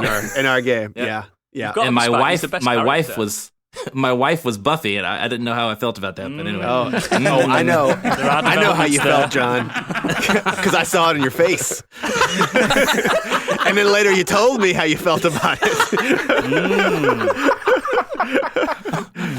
I was just trying to keep it PG, Thom. All right. We followed all our own personal rules. Oh, yeah. What about you, Tim? Have you played any others? The only one I've played is actually one that was made with kids in mind, so sort of like for the family, which is called Amazing Tales. It comes in a book that's much thinner than a PHB, but it's much more imaginative and a lot less rules, and really more like you can play with a 4-year-old to We should have done that, 10-year-old, Gadget. basically. But it's similar in that you have, I think it's either 3 or 4 abilities that each player picks as their character. Like they describe their character can be whatever they want. They pick 3 or 4 abilities that represent what they want them to be good at, and then they rank them. Like he's the best at this. She's a little bit not as good at this, and then you give like one is a D12, next is a D10, a D8, and a D6, I think it is. And then basically they tell you what they want to do, and anytime they want to do something, you kind of help them tie it into what ability, if any of those is applicable to what they want to do.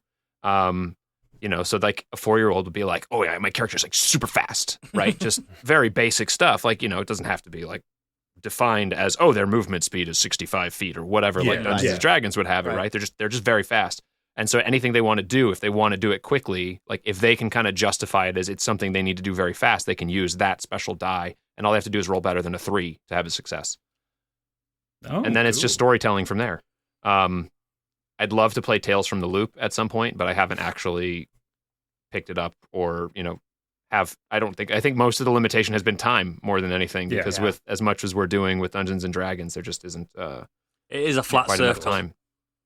Right. Yeah, that's right. That's right. Yeah. The last one we had was Smashius Clay asks, how important is party composition?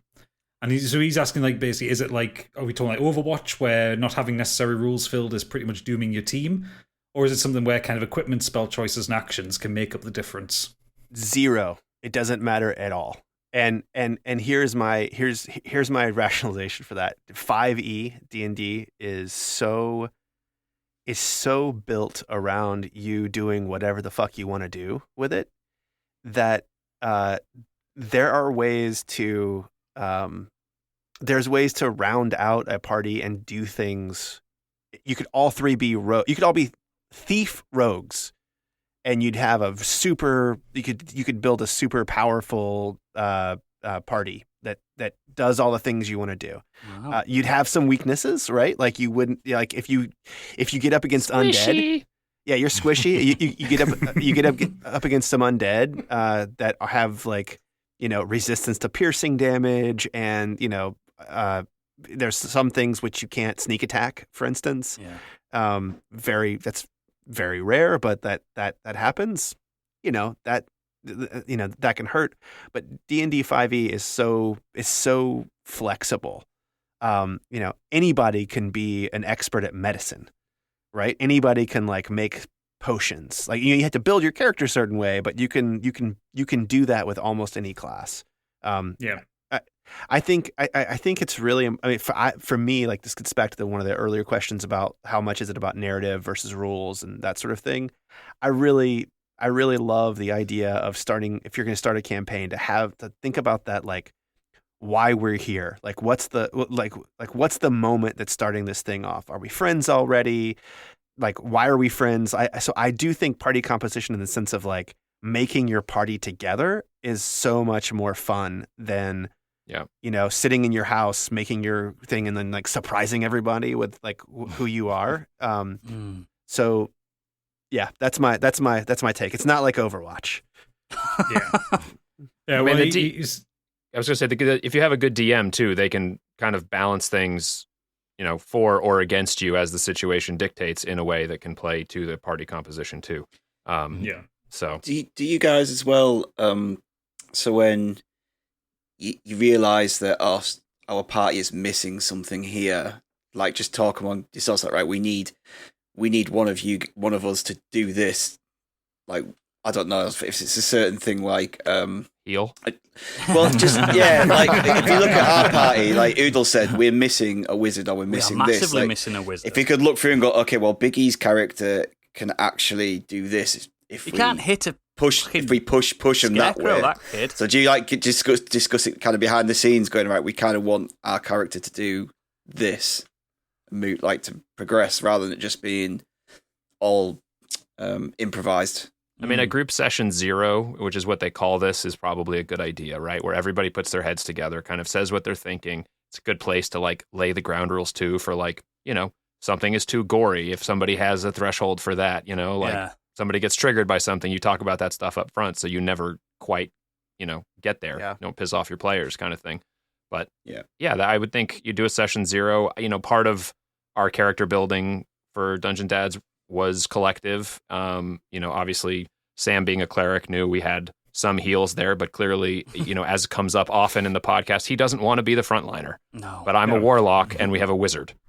So party composition was a concern early on because I was like, what are we doing? We've got a cleric who doesn't want to frontline. And I'm a hexblade, which is like, I can frontline, but I don't have the constitution. I'm not, built for that. Not the tank. Yeah, was exactly. It the one time Sam frontlined, he got turned to stone by a basilisk. Oh, it's terrible. That happens to the best. Terrible. You just hate it when that happens. Yeah. You play out of position and you get turned to stone. So often.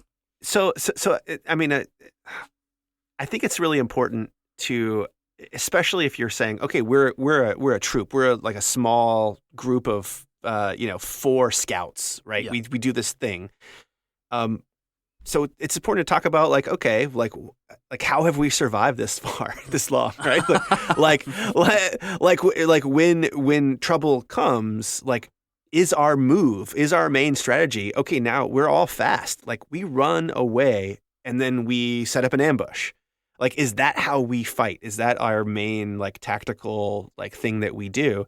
In Mountain City Mayhem, we certainly did that, right? So me and John and Tim, we talked a lot about this. My character and John's character, they were scouts together in an army. They like started this grift together, and they needed some muscle, right? So they got this dwarf who's the muscle, who like scares people, but also gets up in their face while the other 2 guys like attack them. So like that's the kind of thing that you should have a conversation about like, we've gotten this far. How have we gotten this far? Mm. Yeah, and it certainly build on changed the dynamic. It changed the dynamic of the whole campaign, right? Because we've got, in the main campaign, we've got 3 guys, wildly different backgrounds, who are kind of thrown together. Mm-hmm. And then in this other campaign, we have guys who worked together, who knew each other, who got another person for another reason, for one reason or another, and they came together to actually make money together. And so it changes how the battles are fought, right? Yeah. I'm like, okay, if I'm a bard, then my bard is only going to beef up my guys and debuff the bad guys. Yeah. Right. So that then automatically influenced all the spells.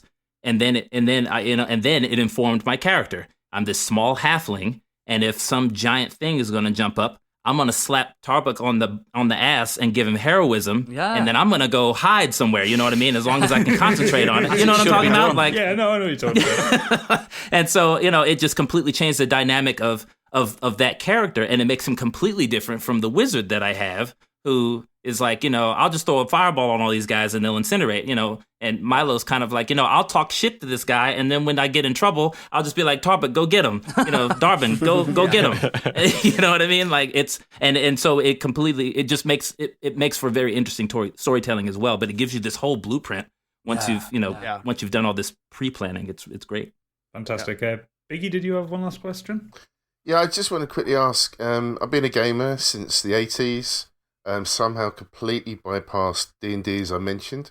So I've only played like literally one shot evening. So where do you feel D&D is now in comparison to like gaming, where gaming went through this real period of being really geeky? It's kind of more accepted nowadays. But where do you see D&D now? Because obviously you guys have done a hell of a lot of work in trying to promote it and make it interesting for people that may not have ever thought about doing it, and listening to your superb podcast. So where do you think D&D is now? So I think this is the heyday of D&D in a lot of ways. So I got a text message from my wife's Mormon cousin that I hate when that they had just that they had just Not usually good news. Yeah, they had just listened to episode 40, so they are up to date with like 5 friends who are now playing D&D together. Wow. And they knew, and the text is hilarious. It was like, we knew that slimy Jesus was the one behind all of this stuff. And I was like, wow, this thing is really like so different than I thought it was. Like, because I quit playing D&D as a 13-year-old because I was convinced that was going to keep me from having sex. Like I was 13 years ago Concern. I was positive. And I think it'll make you have sex nowadays. It's it's the opposite. I've been with my wife since I'm 14 years old. So we are like long term together. So you were right to quit. I was right to quit, and I was right to quit. But I will say, charisma on himself. I will say, I love my wife. We have such a great life together. But my one regret is that when I was 14 years old, I wish I'd have tried to put the old screws on a little bit about like having her try this thing out, because I think she'd be amazing at it. Instead, I like silently let her make fun of me as a younger person playing this thing. And so I think a little bit of that was like, I see people who are in couples and they play together, and I'm like, oh man, that's so amazing. Your wife can't be complaining when that Patreon money keeps rolling. That's right. There you go. It's like, there you go. It's like, that's a laundromat trip. That's a laundromat trip. That's a laundromat trip. I'm a player and a player. Yeah, that's right. Yeah. It pays off in the end.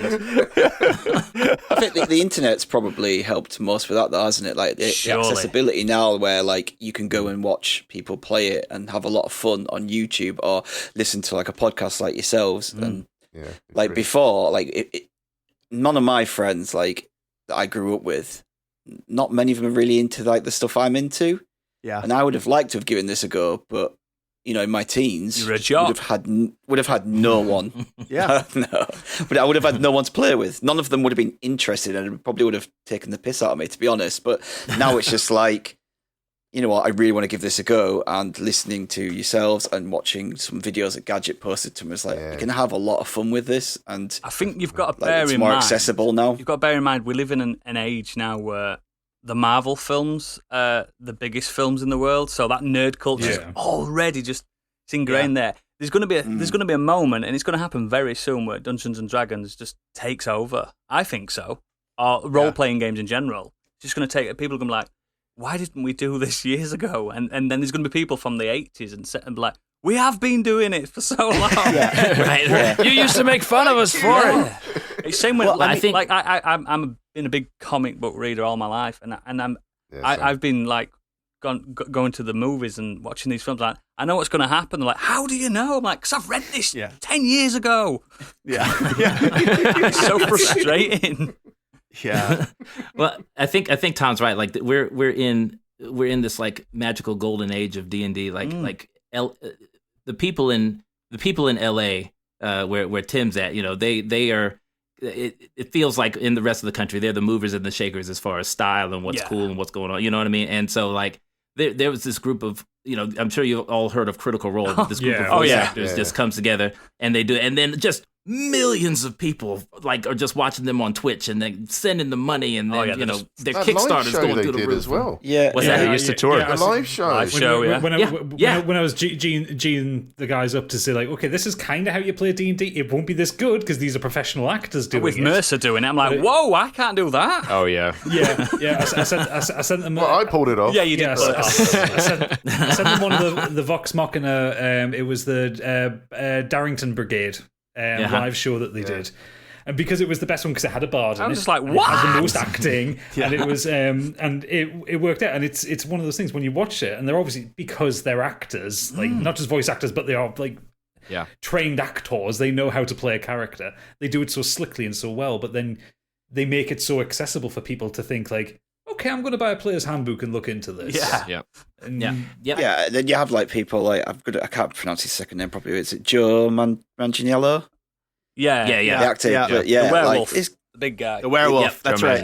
Yeah, like he's just like this big jock of a movie star. Like you, Stick. And he, I wish I looked like that. and he's just saying, no, I've got this like huge D&D setup. I love it. I love playing that. And it's just like, it isn't just. I bid on that Omaze experience. I tried to get in that dungeon. Oh yeah, it's like Henry Cavill as well. Henry Cavill is like, he looks like a statue, but he's the biggest nerd in the world. Yeah. It's like, we're taking over. And just get used to it. Well, the meek will always inherit the earth. Yeah, absolutely. That's right. Yes, so thank you guys for joining us. This has been an absolute blast. Pleasure. Can one of you let our dear listeners know where they can find you? Just all around the internet. Well, our website is dungeondads.com, and that has links to everything else. We are Dungeon Dads. If you look us up on whatever pod player you use, we are Dungeon Dads Pod on Twitter, Dungeon Dads Podcast on Facebook. I think that's, if you can find us any one of those places, you can find us all of the places. We're also on Reddit, and we're no longer on Patreon. No, Patreon. Oh, we're no longer on Patreon. Sorry, on Just take that again, Tom. Parler. That was terrible. Right, Sorry. yeah, it's the Patreon. Sorry, I'm sorry. We don't Parler. want money anymore. Yeah, no. I love paying for hosting. It's so fun. Literally wiping our butts with it. We just don't need it anymore. It was the other P. It was the other P. Yeah, that site's gone, Tom. It's not worth mentioning. Yeah. Yeah, don't even talk about it. Don't talk about it. Yeah. Fantastic. Well, it's been an absolute pleasure to have you. Thank you, Tom, Tim, and John for joining us. And Thank you for having us. Good luck for Thank whatever you. chaos is going to come from your next episode, because I absolutely cannot wait for it. And I'm sickened that I have to wait 2 weeks for the next part. You've got 4 listeners here at least. Yeah. Well, thank you for that. Yep. Yeah, absolutely. exactly. Anyway, thank you guys so much. That was absolutely marvelous. Thank you. Thanks a lot, guys. Thank you. Thank you. Good luck. Yeah, Good luck appreciate for June. I'm looking forward to listening to. Yeah. Tell me again. The Yeah. dragon dreams of sheep. Yeah, do dragons dream of scorched sheep? Do dragons dream of It's scorched so sheep? awesome. I'm looking forward Congratulations, guys. Wow, it's getting a bit late. Stig, hit us up with the socials. Yeah, so you can find us as ever on Twitter at Modern Escapism. On there, you'll find a link to all of our episodes, socials, and Discord. If you have any comments, you can either tweet us there or email us at modernescapismpod@gmail.com. Gaming streams, we do those. We try to. Try to. Life gets in the way. It does. But if you want to come and watch us, you can find us on twitch.tv/modernescapism. Saturdays is Oodles Days. If he's doing something, I don't know what I'm bored at pubs now, so I might. Yeah, we'll find something for you to come and watch. He still needs to finish BioShock, to be honest. I might just do that and then jump Dragon's Quest 11. Just don't say it. You're not allowed to say it. You're not allowed to say it ever. Say what? Fuck, he said it. Can we just find some shit game for you to play that you have to play through? Yeah, that's Just true. Could do that. A quick No, one. no, you Deadly Premonition 2. Nah, Is that you any need good? to Is that any good? No. Oh. finish BioShock and then we'll talk. Oh, I will. I won't do another game until I've done that. Absolutely. On Mondays, Biggie dies. He's still continuing his playthrough of Dark Souls for the first Yeah, time. I just took out Madame Butterfly the other day. Yeah, you did, and you did it with aplomb, mate. Honest to God, you did really well. Eventually. Well, it's good job I told you about that bonfire, isn't it? Yes, it was. Now I'm hitting every wall I walk past. You should. Yeah, you actually should. Genuinely. Yeah, and on Wednesday, Gadget and I will be continuing our playthrough of A Way Out. We don't know how it's gone yet because we haven't done our first one, which will be yesterday by the time you hear this. I've peered but into the I future think that it's /past. going to be a really good stream. I think I think you did very Don't well. get Oodles on time again. I think you please. did very well. I can't believe you did that, Gadget. Oh no, Stig, I can't believe you did that other thing. Yeah, Wow. it was Time is a flat circle. excellent. And because this has been a Dungeons and Dragons special, check out our D&D specials. You better do. They're still there. They'll always be there, and you need to go and check them out because, as I keep saying, they were a lot of fun, and Gadget put a lot of effort into it. So as you've heard from Gadget, Gadget's announcement, we are going to do a spin-off podcast, a Dungeons and Dragons one, and that leads us nicely onto next week's topic, which is spin-offs. So we're going to talk about good spin-offs, bad spin-offs, and maybe come up with a spin-off that we'd like to see ourselves. So this could be anything from a book, a film, a TV show, a game, anything that has an original idea and then something else spun off from that. And so get in touch and let us know what your favourite and worst spin-offs are. It's going to be a good one. I always like the ones where we get to rip into something. Apparently, so Biggie's done an good fun. essay on Joey. A dissertation on it. It was one line. And as ever, leave us your 5-star reviews on Apple Podcasts or wherever you listen to us. As we say, that it does help us get noticed, and it's just a nice thing for you to do. And it takes hardly any time for you to do it. Thank you very much, sir. Thank you very much. And from that, there's nothing much more to say than adventure on, and we will see you next time. Good night.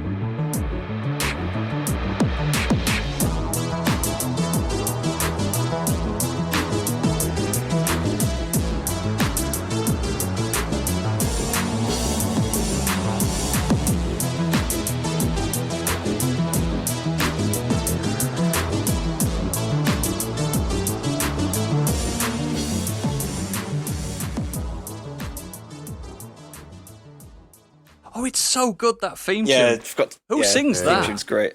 That's me. John. John, dude.